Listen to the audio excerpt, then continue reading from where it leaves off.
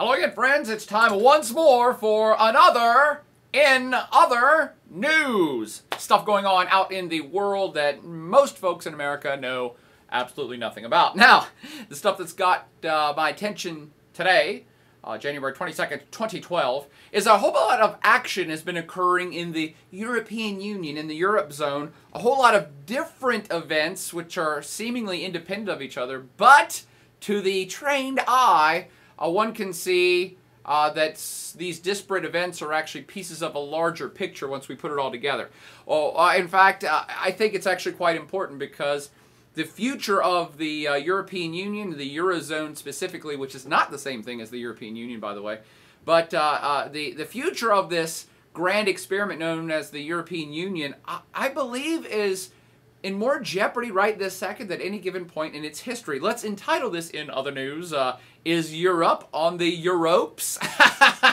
See what I did right there? Just right off the top of my head. All right, what am I talking about? Well, a calamity has befallen the European Union, Europe in general, but the European Union, as this economic downturn that started back in 2008 just keeps body slamming Europe. And so many economies are in trouble. Of course, you've probably at least heard of, tangentially heard of, the Greek debt crisis, which the government basically can't afford to pay back its debt. And that's now rolling over to perhaps Italy's going to fall into this boat and default on debt, and so is Spain probably, and I think Ireland already did. All of these countries in Europe have had their credit rating downgraded just in the last month. I mean, again, we're not going to get into a big economic explanation here, but having your credit down rating for a country is exactly the same as you as an individual. Countries run on credit. Imagine that the state of Italy has a credit card from Citibank, and so does Spain, so does Greece.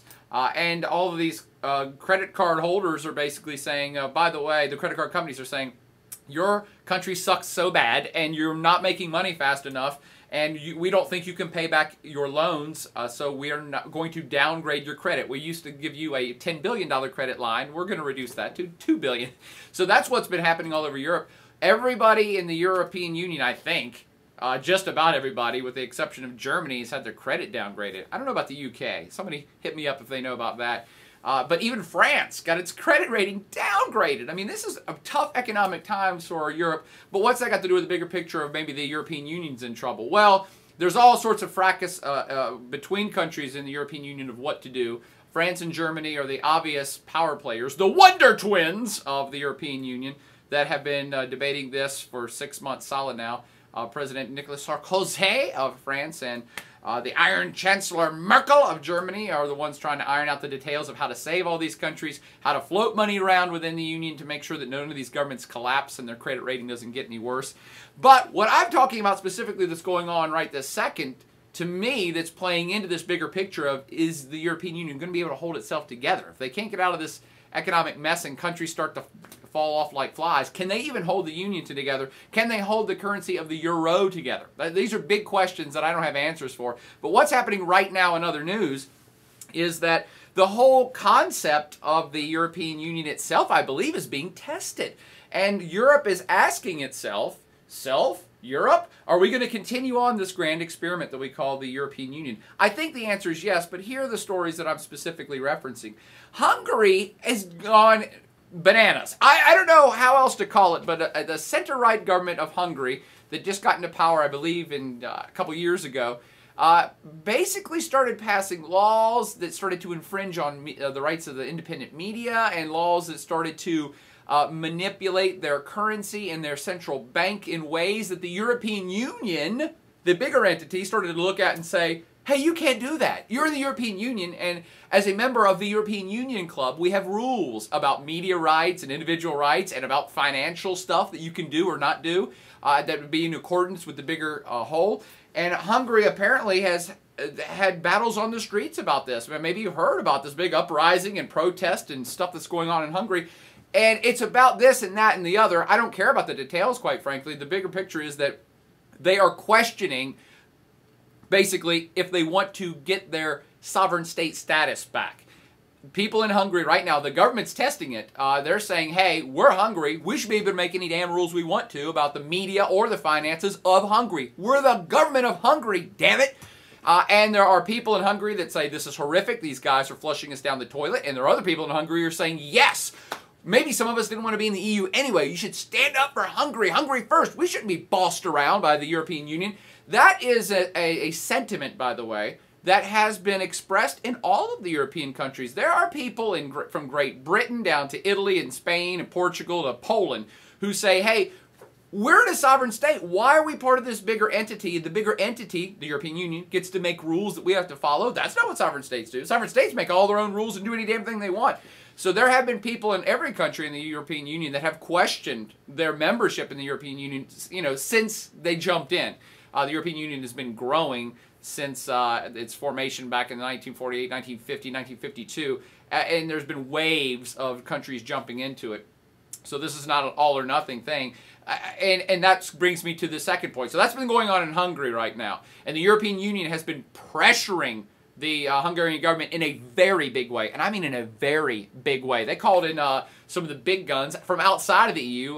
U.S. Secretary of State Hillary Clinton actually came out and expressed U.S. concern about infringement on media rights in Hungary and said, hey, what are you guys doing? You got your democracy. You can't do this stuff. And you need to follow the rules of the European Union. So that's what's been going on in Hungary, a debate about whether to reassert the role of the state in having the last say of things that happen in their country or having to default to the European Union. And that, again, would be like, oh, maybe the European Union is going to collapse. Maybe countries are going to start to pull away from this. But the other story that caught my fancy today was Croatia, down in the Balkan Peninsula. Let's go look it up on a map. Croatia today just voted to join the European Union. So it's still growing. So lo and behold, even in this time of economic chaos, in Europe kind of taking it on the chin, so to speak, in multiple ways economically, and it's starting to look like it's losing its luster, it's losing its shine. 10 years ago, everybody wanted to jump in the European Union because if you got your country in, then it was more trade and more money, more everything, and it was awesome. Not so much today. People look at it going, wow, do we still want to be in the European Union? I mean, half the countries are going bankrupt, which means the other half of us have to bail them out, mostly the Germans, who have to bail everybody out. And so, to me, I thought that the vote in Croatia was going to be much closer, and it was not. Croatia, again, today, they went to the polls in a referendum, and overwhelmingly, the Croats said, yes, we would like to jump into the European Union. And maybe that, of course, because they're an economy that's small and fairly far behind the other economies of Europe, maybe they stand to do nothing but gain. But it's still kind of a gamble. Again, I was just kind of shocked that in all this chaos, the Croats say, yes, we want it anyway. By the way, Croatia is an awesome country. You should really go visit Croatia. And now that they're going to be a European Union member, maybe soon, maybe the next year. They've been on a fast track for like 5 years. It's going to be even easier to get to. Just go party in Italy. Italy's awesome too, even though they're going bankrupt. And then jump over to Croatia. Great place. Everybody used to go party in Croatia back in the day before they became part of the Yugoslav Union. The Croatian coast is supposed to be the kind of the party most awesome coast of the Adriatic that everybody in Europe used to go party at. So go check Croatia. They're going to be an EU member soon. So again, to pull it back, there's kind of all these issues swirling right now of the future of the European Union. And 48 hours ago, I was thinking, oh, I bet this would be really bad if a couple things happen. If Hungary decides to entrench the government decides to entrench itself and say, no, we're not going to follow the European Union rules and screw you guys. We're going to do whatever we want. And if the Croats had decided to not join the European Union, that would have been a really big, bad double whammy. The future of the European Union would be in dire straits had those two things happened today. But, to make you smarter, they didn't. Lo and behold, this looks like maybe the pendulum's swinging back, even in bad times, that countries are saying, oh gosh, yes, the European Union's in trouble, the euro as a currency's in trouble, a lot of these economies are in trouble, but you know what? It's still a pretty good gig. It's still a pretty good bet to go ahead and stay in this group because the alternative is to not be in the European Union and be hanging out in the Balkan Peninsula as an independent player. That's probably not going to help you much if you're a Croatian. But also the Hungarian government has been pressured, and this is coming out just in the last couple hours of news, that the Hungarian government saying, oh, okay, we've taken enough heat. We'll start to backtrack on some of those policies we were trying to enact so that our government will be more in line with what the European Union wants.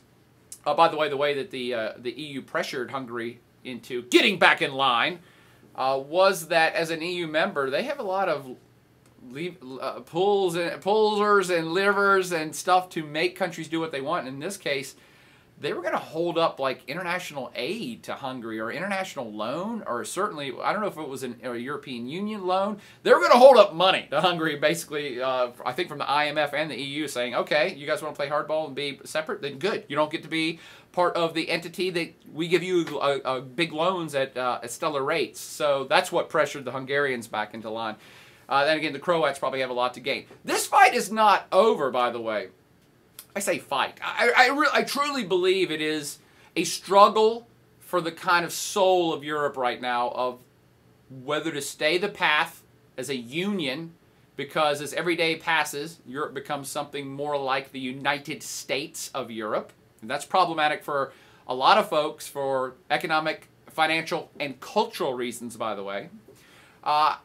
Or is it going to break apart and people say, no, we want to preserve our Italianness, we want to preserve our Polishness, we want to be able to run our own finances, we don't want to have to pay for the tanking other economies of the European Union. This struggle is far from over. It's a good day for the European Union today, but by no stretch of the imagination is this completely over. Because, as I've suggested at the beginning of this, credit downgrades have happened from France to Spain to Italy. Greece is already getting on the brink of default of debt. And people are starting to ask across the European Union, who's going to pay for all this? The Germans, again, are usually the likely answer. But even within Germany, there's a lot of dissent of, was ist das? Why are we staying in this union when we have to pay for all these chump-ass economies who are going broke? For those of you that follow this blog, you also know that a lot of Brits, the tea-sippers, under the center-right conservative government of David Cameron, they've talked about referendums already a couple times in the last 8 months to pull themselves out of the European Union altogether. Now, they've been mostly beaten down by the Cameron government saying, hey, now's not the time to jump off the sinking ship. But it's being talked about. Oh, by the way, as a side note, not related to the European Union, the Scots are now talking about a referendum of independence from Great Britain. Again, it's not exactly related to this, but it kind of is. It is this concept of, we want to pull away and take care of our own business. We don't want to be part of that bigger union. The Scots, for their part, don't want to be part of a bigger Great Britain, a united kingdom, and on another different level, keeping the same analogy, a lot of European Union countries are saying, do we want to be part of a United States of Europe? I don't know. It doesn't, the deal is as bad as it's ever been to be in the EU right now. Angela Merkel and lots of other folks have said, yeah, but the alternative will be worse. Even the French are like, no, the alternative to this would be way worse. If everybody goes their own way and we split up, you guys are going to tank economically just as bad, if not worse, faster. And that brings me a full circle back to all these places have been downgraded in credit. A lot of the economies are in big trouble. The Spanish and the Portuguese are next in line. Italy may be defaulted any given second, too. Somebody's got to pay for this. This is causing dissent across the European Union. But there's also this idea of preserving their own culture, stuff I've talked about in class a lot, that the Italians want to try to keep Italy Italian, and the Poles want to keep Poland Polish, and that the free movement of people and immigrants from other regions is another point of friction, that the people feel like they're losing their culture to this bigger entity called the European Union. All of this, again, wrap it all up with the events today. The pendulum swinging back to keeping the European Union going forward, but don't think that's going to last with the economy still in great trouble, with immigration and cultural friction still a very big deal across Europe, and lots of other events which we cannot even possibly predict yet. But that's what's going on in other news. And I'm out.